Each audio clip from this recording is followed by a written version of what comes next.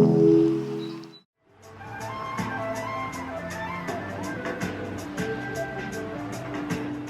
guys, it's Tessa. Welcome back to my YouTube channel. So in this video I'm going to be answering some of your questions all to do with my dreadlocks.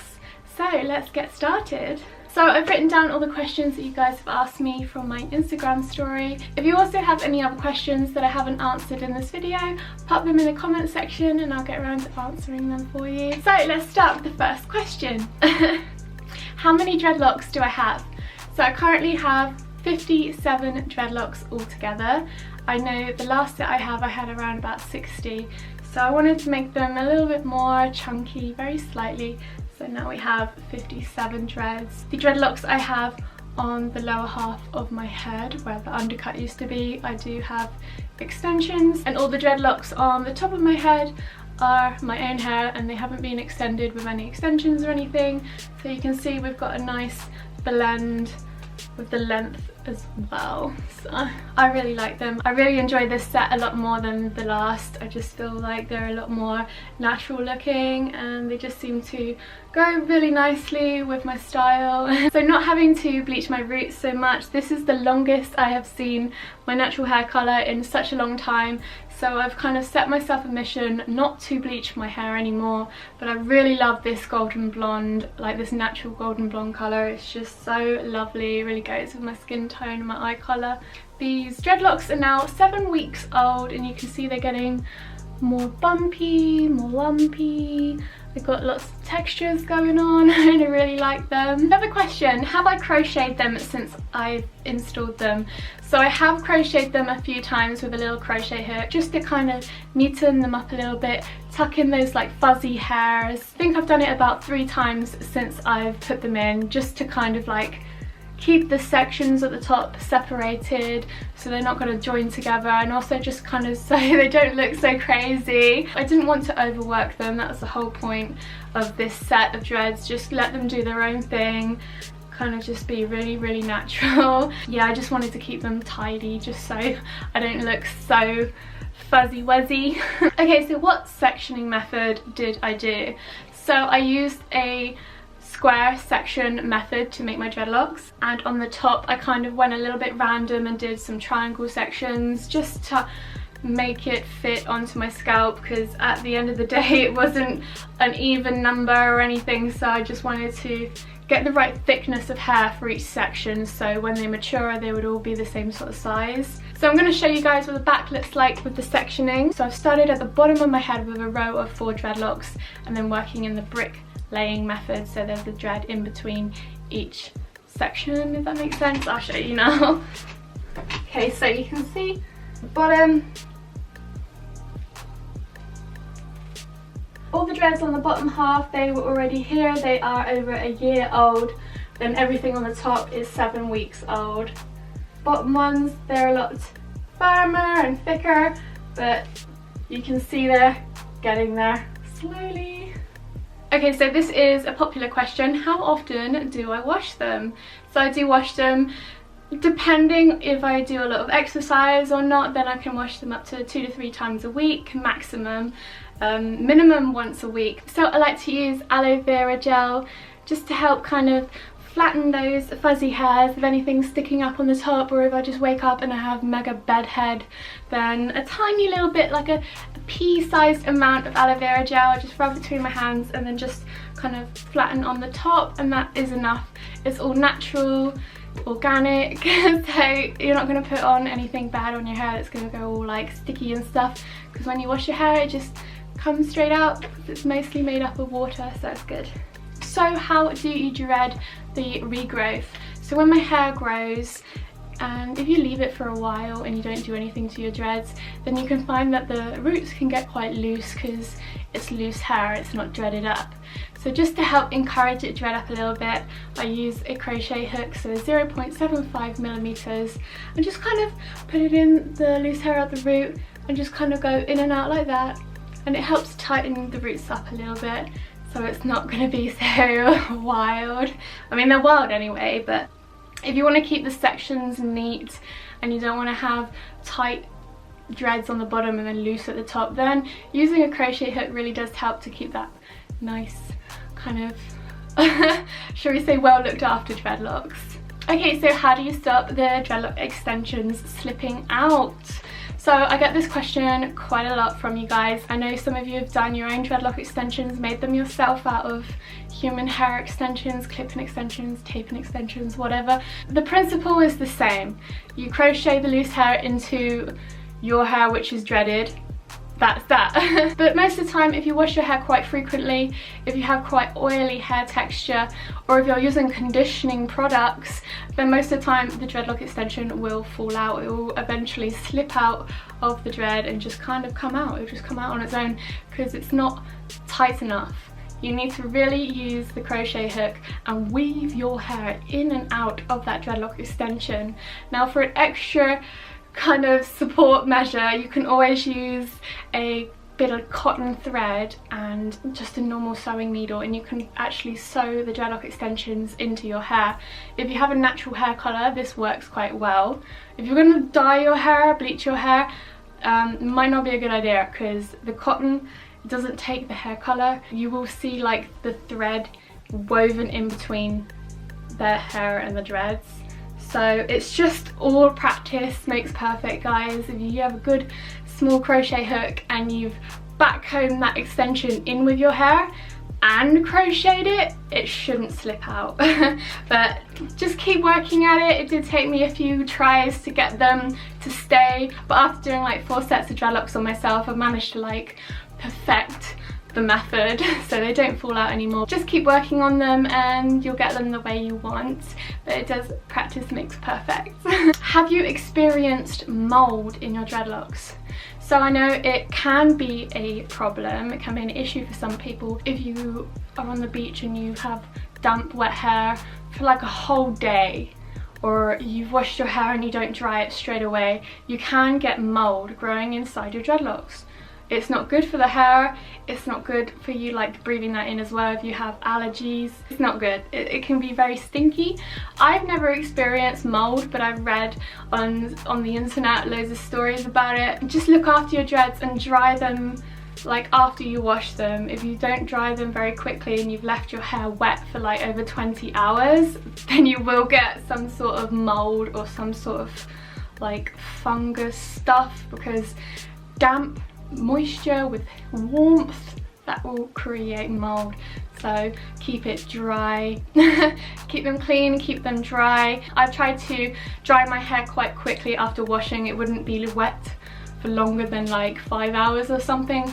If it doesn't dry very quick, then you can always use a hairdryer and just put that on a cool setting and it will just does the job, just does the job, it's fine. If mold is one of the reasons that you're not going to get dreadlocks, or you're worried about something that's going to happen to them, don't worry yourself. It's just something that people just overthink about, but it very rarely happens. It's just like, let them do their own thing. They don't need a lot of work, and just make sure they're not going to be wet constantly, and yeah, it's all good. And synthetic dreadlock hair tips. So before plunging into your journey of wearing real dreadlocks, you may have experimented with synthetic dreads where you braid into your hair and you can hold them in place with a little rubber band.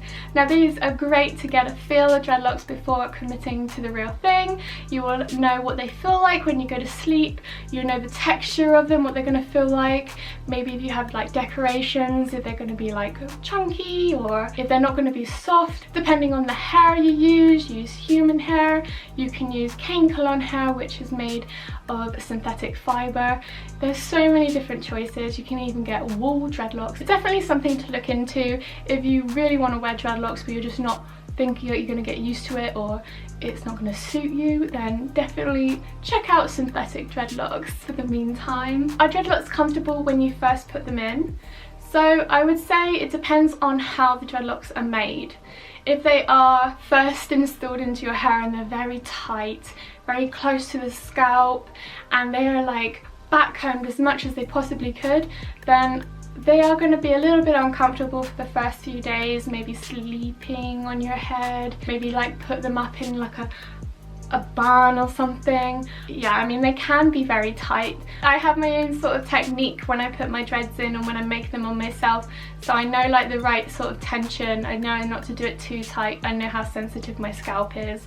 But when you go to, let's say, a loctician to have them installed professionally, they don't necessarily know how sensitive your scalp is.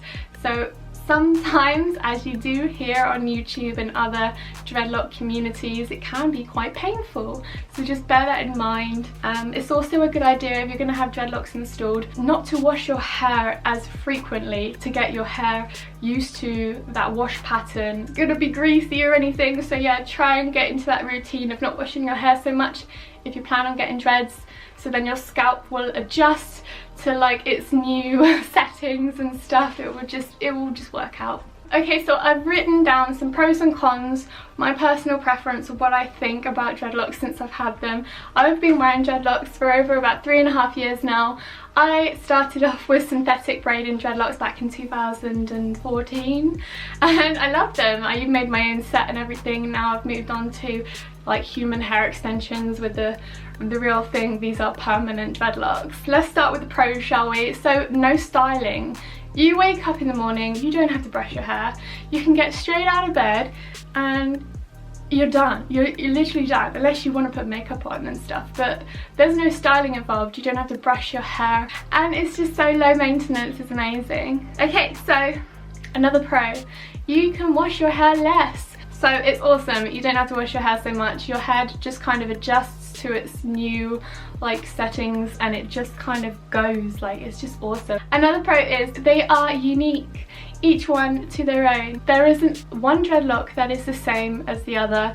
Everybody's dreadlocks are different and they are kind of a way to add more character. They are all different and it's just what makes it amazing. So that's what I like about them as well. They're very unique and individual. I also want to show you guys, I do use the Palmer's root spray to apply onto my hair. This is amazing just to help condition the roots if you do suffer with any dandruff or flaky skin. You can even use essential oils mixed with distilled water. You can make your own root spray. It's super easy, but I like to just buy mine. It's already mixed up, it's already containing the coconut oil and just the conditioning products. It also has peppermint inside, which is a great thing to soothe any like sore scalp problems or anything. If I feel like I need to wash my hair soon, then I would just pop some of the root spray on and it just kind of soothes the scalp a little bit. Also just conditioning if you see any like flaky bits or anything, because I mean, you're obviously going to get some sort of flaky bits. You can't just not have dreadlocks and never see one tiny bit of flake ever. So use the root spray, that's good. That with the aloe vera gel I just find is the perfect balance just to keep the roots conditioned, and then you won't have any issues. Right, so now I'm going to say the cons. Now I tried to think about the cons and I tried to really think hard about what I really don't like about dreadlocks, and this is all I could come up with. It's not that many. Piercings get stuck in them. So if you're wearing a jewelry bar that is straight like a labrette or a barbell in your ear piercings, the hair, it can get caught in there, and if you don't realize it's caught in there, then you can like pull on your earring, pull on your piercing, and it's stuck in your hair and you can't get it out. It can be quite annoying. At the beginning I found it was quite annoying. I just ended up switching my piercings to hoops and now I don't have a problem at all. So bear that in mind. If you do wear studs or any earrings with the backs on, maybe try wearing hoops and stuff for a bit, because dreadlocks, they can get caught in them. Okay, another con would be they take a couple hours to dry. Not just 1 or 2, maybe they could take 4 or 5 hours to dry. If you're in a humid place in the world, maybe it could take longer, you never know. But they do take a while. If you have very thick dreadlocks, it can take even longer than having the thinner ones. Just bear that in mind. If you're wanting to go somewhere and you want to have a quick shower, you're going to have wet hair.